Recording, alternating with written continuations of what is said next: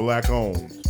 It's about business, our culture, creating legacies. See us, hear us, support the movement. We are Black owned. Hello, everyone. This is Tanya from Black Owned Reporting. I'm coming to you today with a Black-owned company based out of Washington State, but she works virtually. I do. Hey. So we here at Black Owned Reporting are in the business of promoting Black-owned business. We started this collaboration during an international pandemic, aka COVID-19. And during this pandemic, a lot of businesses, big and small, has suffered tremendously. So we here at Black Owned Reporting are using YouTube as a platform to promote Black businesses. So with that said, let's say hello to Zakia Nicole. Hi, Zakia Nicole. So glad to be here. Thank you for having me. And thank you for taking the time out. So Zakia Nicole is from the Chaya movement. That's right. And as stated before, she is based out of Washington State. Yes. So Zakia, tell us, what exactly is the Chaya movement? Such a great question. And I always tend to, I can get long-winded on this one because it is essentially an online store that basically was birthed from me curating and loving vintage fashion and wanting to share my love of vintage fashion and share and sell pieces that I had curated and collected. But as you can see from the website, it grew into something a lot more when I began to research the impact of fashion and why people should buy pre-owned fashion. I learned just how wasteful we are as a society, and also how much hurt fashion can cause when you think about pollution and then the ethical side of fashion. And so in addition to that, the movement became more about empowering and educating and making sure us as consumers knew just who we were buying from, what we were buying, and just that whole piece, I thought was important if I was going to sell it, that I also educated. In addition to that, so I also upcycle and refashion pieces. So if you look behind me, that's one of my pieces that I created. You can also find in my store. So it's also about finding ways to make things new that we already have instead of just going out and buying something new. So finding ways to repurpose or recycle. So in addition to that, I also sell recycled fashion. So if you look on my site, there's also sunglasses that are made out of fibers that have been recycled. So I have like bamboo and I have recycled plastic. And again, my products all are sustainable or organic or fibers that are more natural and that you can wear longer than you would. And you can feel good about buying and know that the person who made it didn't suffer to make that product, which is a lot of what happens behind the scenes in the fashion industry. Absolutely. So when I watch the news nowadays, especially during this time, we talk a lot about people going shopping in their closet. Would you say that's basically the concept, going shopping in your own closet instead of Exactly. Exactly. And I always start there, and I always ask people, what is in your closet that you haven't worn? Like, just go through. And I love going through closets with people. And that's something I know we'll get into, but when you think about virtual offerings, that's something you can do, through a Zoom. Like, let's go through each piece and go through each item. And it's amazing what you find when you just go through your closet, things that you haven't worn or still has a tag on it. And maybe it's something not for you, but it could be something that somebody else could cherish and love and wear. So absolutely. Great concept. That is so unique. So what made you think about starting this? I mean, that is so unique. It is. I really like it. It's inspiring me to go through my closet. So funny because people are like, because I also talk about like the waste side of things. And so when people like get rid of stuff, it's like, okay, think about where that can go if it still has life left. who can it get, who can you give it to, or, you know, things like that. Right. So anyways, it came from just my own passion for fashion, but also I've always been really thrifty and creative, and I've always disliked going to the mall or going to a typical place because it seemed like everybody had the same thing. And it's like, you know, I'm in Washington State. It ain't like I'm in New York where you, you know, like you have to get creative with the things that you have here. And so it just started from that, just learning about brands. And I really love designer. And of course, I can't go out and buy full price designer. So I got really creative with that and started learning about thrifting, consignment.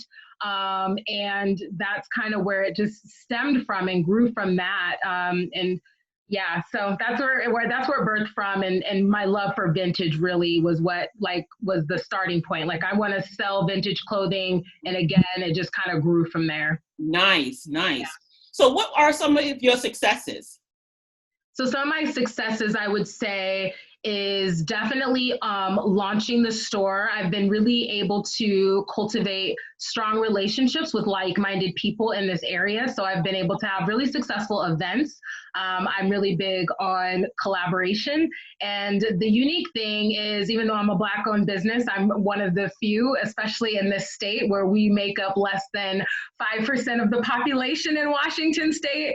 So I'm already in a niche market, but I'm able to collaborate with like-minded businesses and host events within their spaces. I don't have a storefront. So that has been super successful, just hosting pop-up events and being able to just get the word out that the Chaya movement is a thing, but also, you know, talking about sustainable fashion. It's an opportunity to educate people as well. So that's been super successful. And then in the midst of COVID, even though I do work full time, it's also allowed me to work from home. So I've also was able to put a little bit of rebirth into the website and really think about products and things that made sense for me. If you see on there, there definitely are some Black Lives Matter movement stuff, like just enough is enough, and just things that I wanted to wear. Like, I wanted to feel good about wearing because I knew it was organic cotton, you know, like something, but it made sense for me. And so being able to, you know, sell things that I would want to buy, I think has been a huge win for me, and getting a good response. You know, my stuff is something that not only we buy, I mean, I definitely, my customer base is very diverse, which I appreciate. So that has been a win. And my biggest supporters don't look like me, you know, so that has been really interesting. Yeah. Hey, wow, that is interesting. Right. So what are some of the challenges, especially being in Washington State? Yeah. As you stated, you know.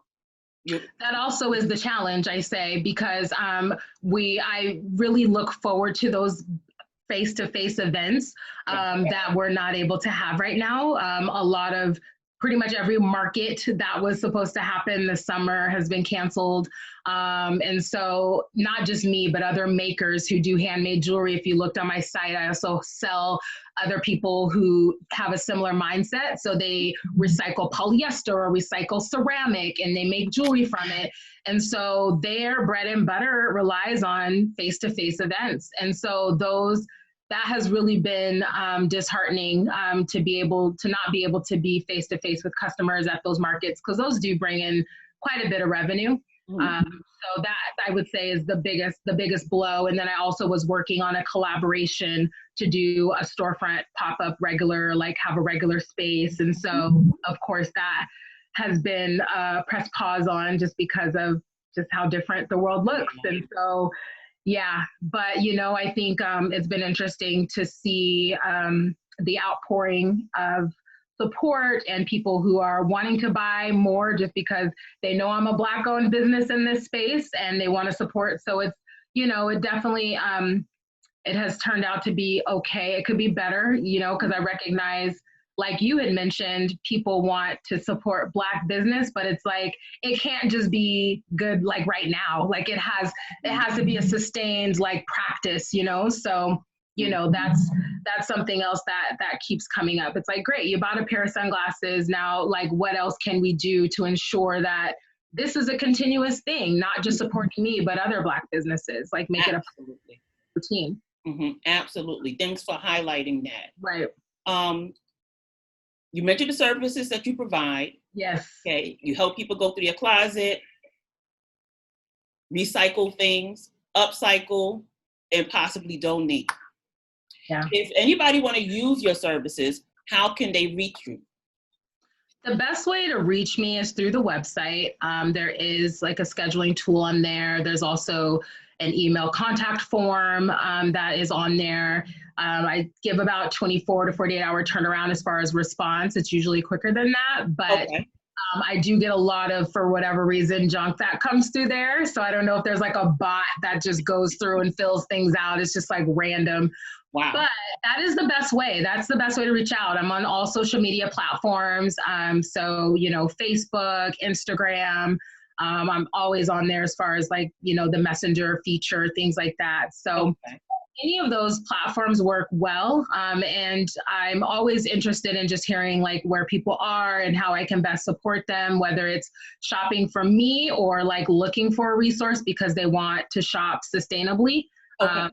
That is something that I also offer. It may not be that you're buying from me because I may not have what you're looking for, but I can at least like lead you in the right direction as to who to buy from based on your goal, you know. So. Okay. All right. So do you have any final words of advice for anyone who's interested in starting their own business, particularly in the fashion industry? I would say do your homework.